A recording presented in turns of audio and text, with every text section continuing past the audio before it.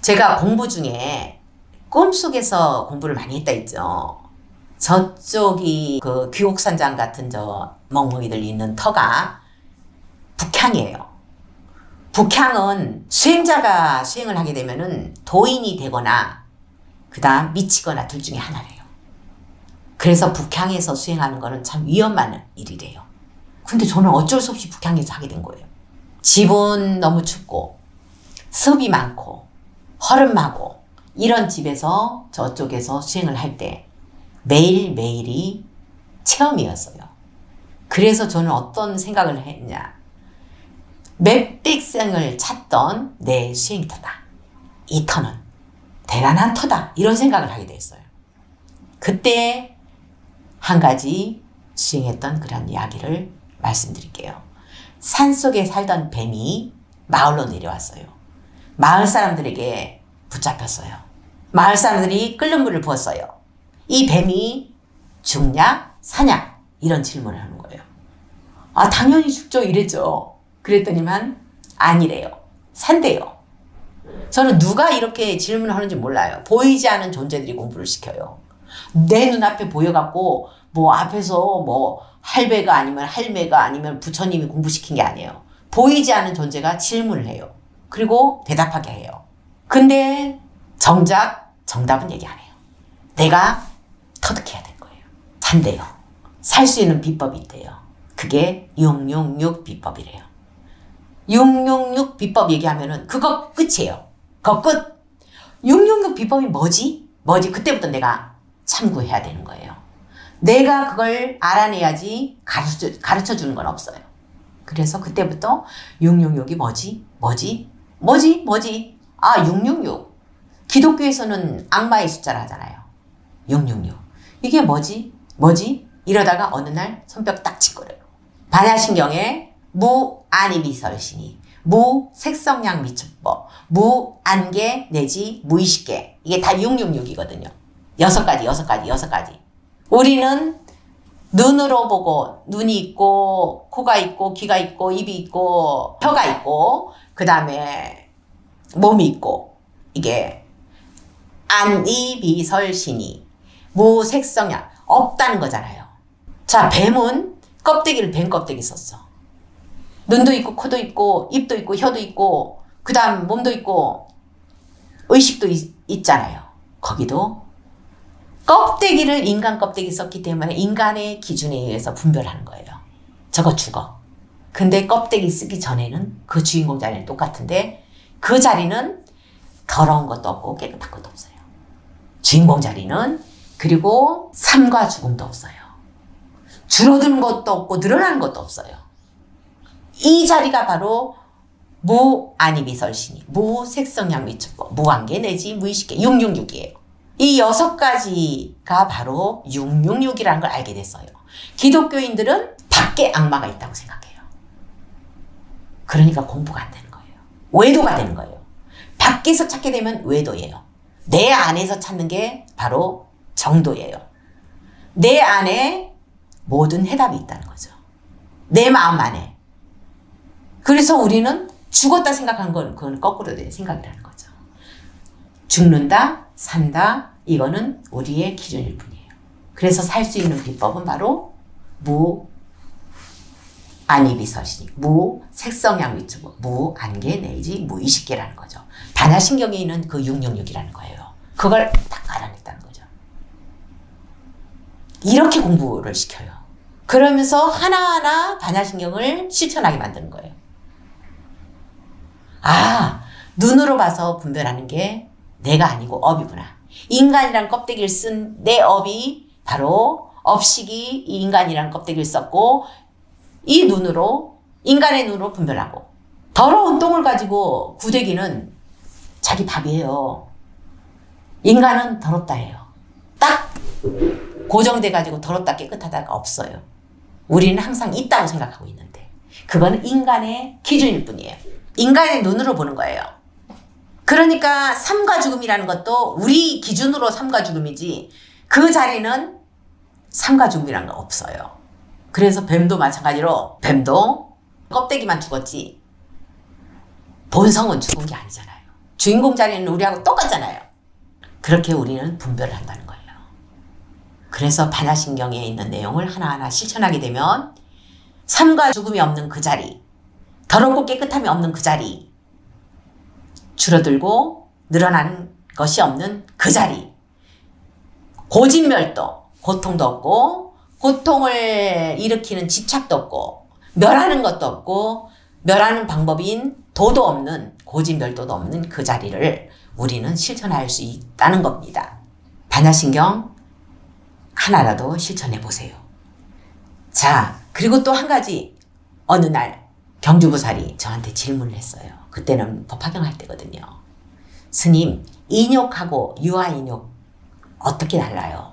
다른 데는 인욕바람일, 인욕이 나오는데 법화경에는 유아인욕이라고 나오는데 이 유아인욕하고 인욕하고 다른 점이 뭡니까? 물어보는 거예요. 저는 질문을 받으면 그걸 대답해야 되잖아요. 근데 이거는 모르는 질문인 거예요. 그냥 모르고 그냥 뜻도 모르고 했던 거예요. 24번 사경을 했던 거예요. 그때 몇 번 정도 했을 때였냐면 한 7, 8번 사경했을 때예요. 경주보살도 저하고 똑같이 사경을 하고 있었거든요. 법화경을.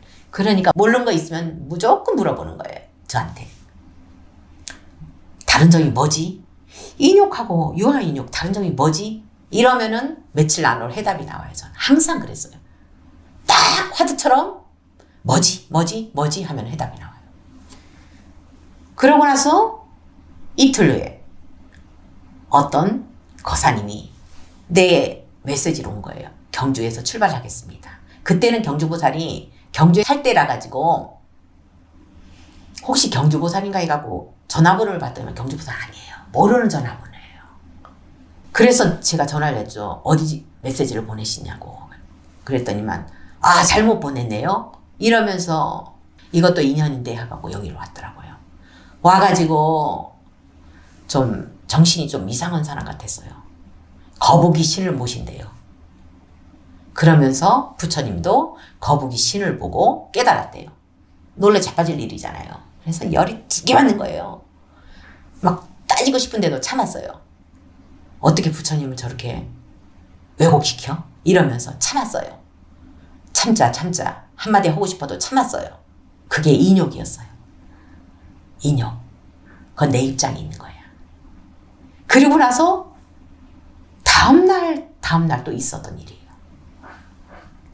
그때 당시에 제천에 복숭아가 유명하거든요. 3,500평 복숭아 밭을 농사를 짓는 과수원을 하는 어느 스님이 계세요. 조계정 스님이. 이 스님은 연불하기도 귀찮아. 연불하기 싫어. 공부하기도 싫어. 오직 농사만 짓고 싶어. 그래서 과수원을 하는데 일손이 모자란 거예요. 옆에 누가 얘기해서 같이 가서 일손을 거들어주고 복숭아를 많이 얻어왔어요. 그 복숭아가 기가 막히게 맛있는 복숭아였어요. 얻어와서 그 찌질이를 전부 동네 사람들 나눠줬어요. 할매들. 맛있다고 난리 난 거예요. 이런 복숭아 처음 먹어본다고. 재미 붙였잖아요. 그리고 나서 다음날 또 가서 도와드렸어요. 그 전날은 이 포장하는 걸 도와줬는데 그날은 고르는 걸 도와준 거예요. 고르는 사람이 없어서.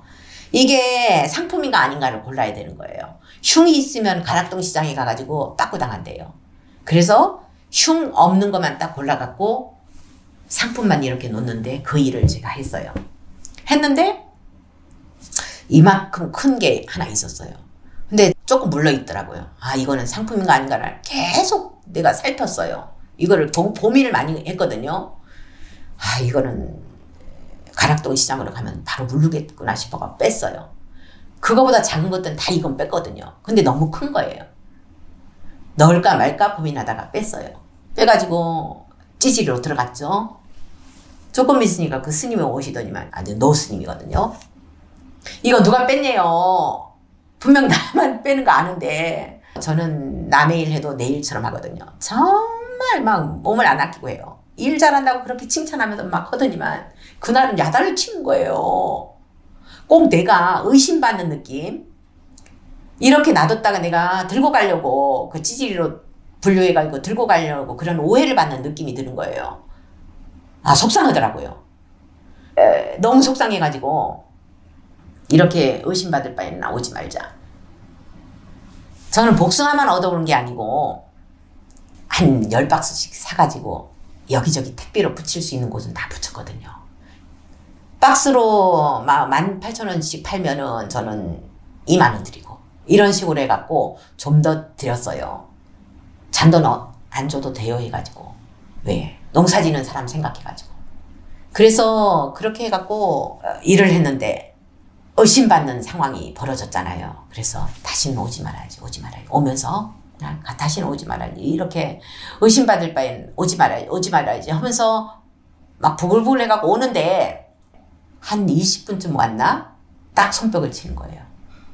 그 스님 입장에서는, 농사 지은 사람 입장에서는 이해가 된다. 농사 지은 사람 입장에서는 얼마나 이게 아까운지 아세요? 이 곡식 하나, 한 날 한 날이. 그분 입장에서는 이해된다. 그러면서 내 입장을 싹 비워버린 거예요. 내가 어떻게 했는데. 이것까지 싹 비워버렸더니만 룰룰 날라오는 거예요. 고통이 사라진 거예요. 속상한 것도 없는 거예요. 아, 또 가야지? 하는 생각이 드는 거예요. 이렇게 내 입장을 싹 비워버렸어요. 그랬더니만 참을 것도 없는 거예요. 이게 유아인욕이었던 거예요. 공부를 시키려고, 바로 이게 유아인욕인가를 공부시키려고 그 상황이 벌어지게 만든 거예요.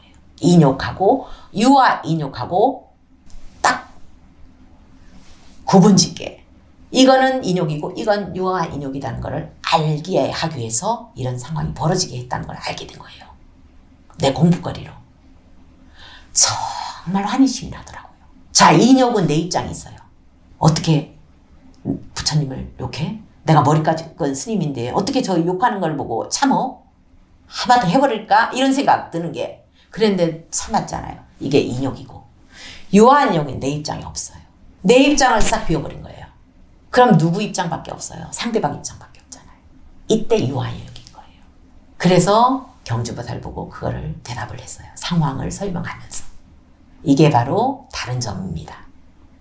그리고 또 법화경에는 자비하고 대자비가 또 달라요. 대자비라고 나와요. 자비가 아니에요. 자비는 불쌍한 마음이 있는 거예요. 물고기 보고 참 불쌍해.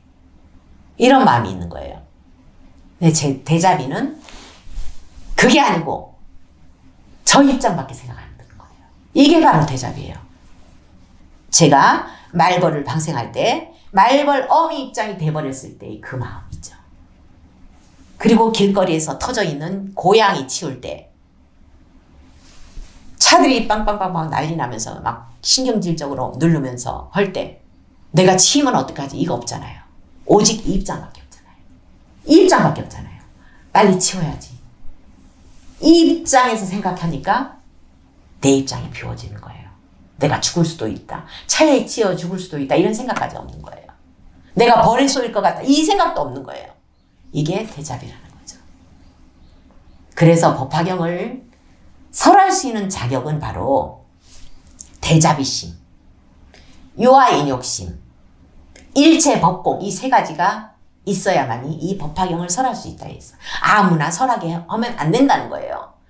이런 마음이 없고 이런 자세가 안 돼 있으면은 절대 법화경을 설하지 말라고 돼 있어요. 그 경전은 잘못 전달되니까.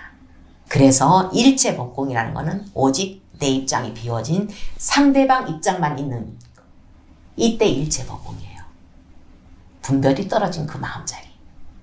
나 없어. 상대방 입장밖에 생각 안 돼. 이런 마음에서 자비심이 나오는 거, 이런 마음에서 인욕심이 나온 게 바로 대자비심, 유아인욕심이라는 걸 알게 되었습니다. 공부는 이렇게 하다 보면은 아, 법화경에서 나온 대자비심, 유아인욕심이 이거다는 걸 알고 실천을 할 수 있다는 거죠. 연습이라도 해야 된다는 거죠.